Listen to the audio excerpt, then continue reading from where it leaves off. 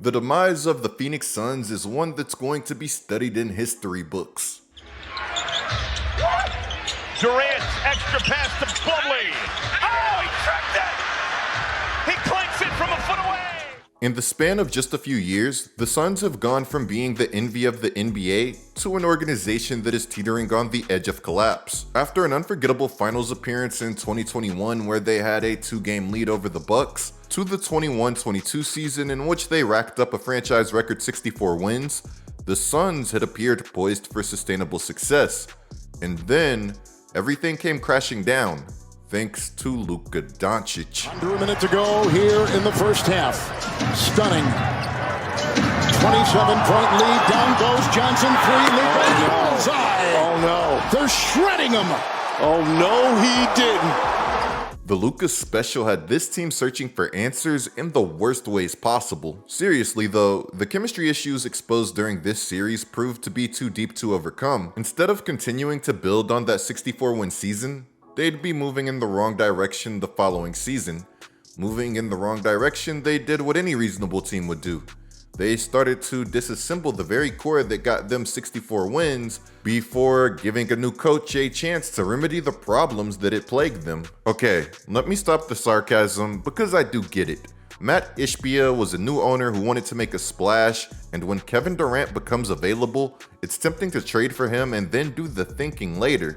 And that's what he allowed this team to do. Even Mikal Bridges, who was part of the trade, was like, dude, it hurt to get traded, but I get it. That's Kevin freaking Durant that you traded me for. But trading a dumbfounding amount for Kevin Durant was one thing. The moves that followed, which would eventually lead to this team being dubbed a super team, those would be inexcusable. And now, the Suns are paying the price for those inexcusable decisions, with their future looking anything but bright. But speaking of paying the price, if you don't want to miss out on more content like this, make sure to like the video, subscribe, and turn on notifications.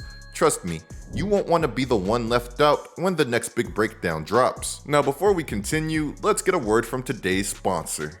With Underdog, you just choose 2 to 8 players and then predict if they'll go higher or lower than their stat totals. And just like that, watch your picks come to life. If you're cooking, you could be walking away with some extra cash just like I did with these picks. It's that easy. No drama, no complex trades, just a fast and easy way to make games everywhere even more exciting. You don't have to spend a lot to win big either. Most of my lineups are just $1. The best part is that if you use my code COOP, you'll be able to score up to $1,000 in bonus cash, plus a free pick to get you started. It's also a great way to support the channel and keep the content coming. Thank you, Underdog, for the sponsor.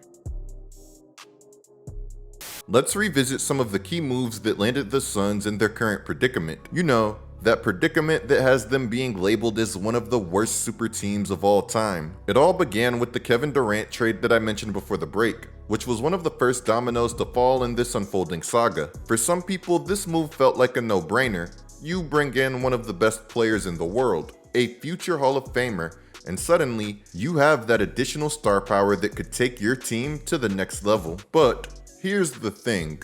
While the trade certainly gave Phoenix star power, it came with some major risk and complications that would start to unfold after that brief honeymoon phase where it looked like the Suns couldn't lose with KD. Sacrificing future picks and key assets, including impactful players like Mikal Bridges and Cam Johnson, this trade left their roster thinner and their margin for error razor thin, with fewer resources to address other areas of need. Injuries, a lack of chemistry, and a drop in depth ultimately hurt their chances. It wasn't surprising when the Nuggets made quick work of them in the second round of the playoffs in 2023.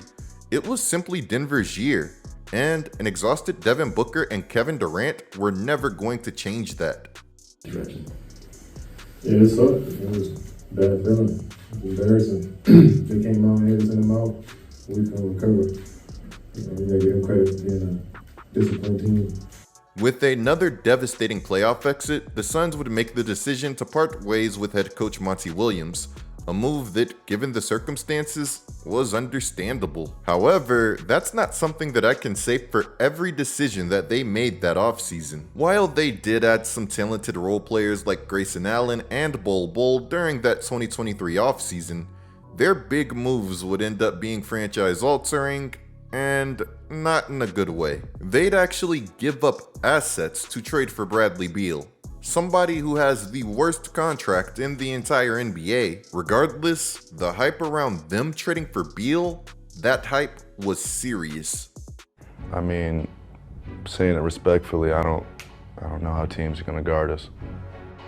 Giving up all of those picks and pick swaps for Beal sucked, especially given the state of the team at the time. What only added insult to injury was losing Chris Paul and not having a Chris Paul replacement. I know that sounds crazy to say given his frequent availability issues and what he was owed, but it's the truth. Every team that has lost Chris Paul has gotten worse, and the Suns would be no exception.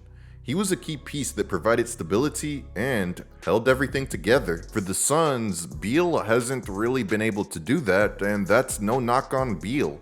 His injury issues are a problem for a top-heavy team, and his overall fit on this team is just incredibly redundant alongside Devin Booker and Kevin Durant. Unfortunately, after trading for Beal that offseason, the Suns would still have one more big move left in them. I know that the saying is to go big or go home, but sometimes it's just better to go home. The Suns are like that person after a long night out that's asking what the move is. It's like, bro, it's 4 a.m., let's just go ahead and head home. What I'm trying to say is that with all of these big moves, the Suns just didn't know when to call it quits. Later in that same offseason, the Suns would engage in a 3-team trade that would result in them losing Toumani Camara and DeAndre Ayton, while bringing back Jusuf Nurkic. The good news would be that Nurkic would be much cheaper than Ayton. The bad news would be that Nurkic would be 50 times worse than Ayton, while providing none of the upside that Ayton provided. When you think about what ifs with the Suns, them ending up in the predicament that they're in right now is really sort of crazy. There's an alternate reality out there where the Suns draft Tyrese Halliburton over Jalen Smith in 2020, and then later trade for Miles Turner as Monty Williams had pushed for. Unfortunately for Suns fans, that's not the timeline that we're on. We're also not on the timeline where they take the advice of their former coach, who was Luka's national team head coach, and draft Luka Doncic. Instead, we're stuck in the one where Jusuf Nurkic has struggled so much that Suns fans are longing for DeAndre Ayton and Bismack Biyombo. It's a cold world, man. So with the Suns now having their super team, one that consisted of Kevin Durant, Devin Booker, Bradley Beal, and Jusuf Nurkic, they would disappoint in what was basically their first full year together, losing in the first round of last year's playoffs to the Minnesota Timberwolves. But yet again, would anybody really be surprised? Gang rebounding has been fantastic. A 39-22 advantage on the glass for the Wolves. Edwards. Cash! Oh, it's on, ladies and gentlemen. Oh, yeah, baby. They would be called a super team by some, but like we had discussed, this super team was incredibly flawed, and those flaws are going to be magnified when one of your 3 stars aren't able to become the best player in a series. Despite the first round sweep, the Suns owner remained incredibly confident. Oh, it's extremely fixable. I mean, let's just be real, although this isn't a cool narrative and the national media really won't want to play it out there, but like, ask the other 29 GMs. 26 of them would trade their whole team for our whole team and our draft picks and everything as is. Like, the house is not on fire. We're in great position. It's not hard to fix. It's not like we're like, hey, we don't have enough talent to win a championship. We have enough talent to win a championship, right? Do we have enough continuity? Do we have time together? Like, there's a lot of things we can look at. Do we have like the right leadership in place? Do we have to add some little pieces around? It's not like we don't have people that can score the ball, not that play defense and have one champ. Like, we have all the things. And so, how fixable is it? And I mean, if I read the media, I would think we have a lot of problems. But luckily, I get to spend time with, the best players in the world, in my opinion, the best coaches, GMs, see like all these people, and I get to spend time with our people and say, we're in really great shape, and I wouldn't trade our team or our situation for anyone else's, except for I'd like to be playing right now. But besides that, for like how going into the offseason, I feel great about it. It's not like there's a lot of other teams that have good players that have to re-sign them or they're going to lose them or that they're unrestricted free agents. Like, our starting 5's coming back. I feel very good about it. You know that meme with the dog where the dog says that everything is fine when everything is obviously not fine? That's sort of what him talking here reminded me of. Hey, you have to admire Ishbia's confidence though. With them getting swept by the Timberwolves, they would go on to fire Frank Vogel and hire Mike Budenholzer, and attempt to add depth while setting out to address what they felt was one of their biggest holes: having no point guard. Instead of being able to land a high-level talent like Russell Westbrook, who has been going crazy in Denver, they'd have to settle with Tyus Jones, who isn't a bad player, he's just one that contributes on one side of the ball, and that contribution is nowhere near worth what he gives up defensively. If he was Chris Paul on the offensive side of the ball, then you'd be able to live with his other deficiencies, but he's not, and he shouldn't be blamed for not being Chris. This is a player on a minimum contract. The Bradley Beal Suns have the highest payroll in the league, and being a second apron team with this current CBA puts them in a really tough position. It severely limits what they can do when it comes to building their team. The new CBA is actually one of the most underrated villains of their entire demise. With the current Suns struggling, being pressed by the CBA, and running low on options to improve their roster, in a shocking move, they would elect to bring Bradley Beal and Jusuf Nurkic off of the bench. Bradley Beal wouldn't be excited to find out that he would be coming off of the bench. These last 24, 48 hours been like for you? A little difficult, I'm not gonna lie.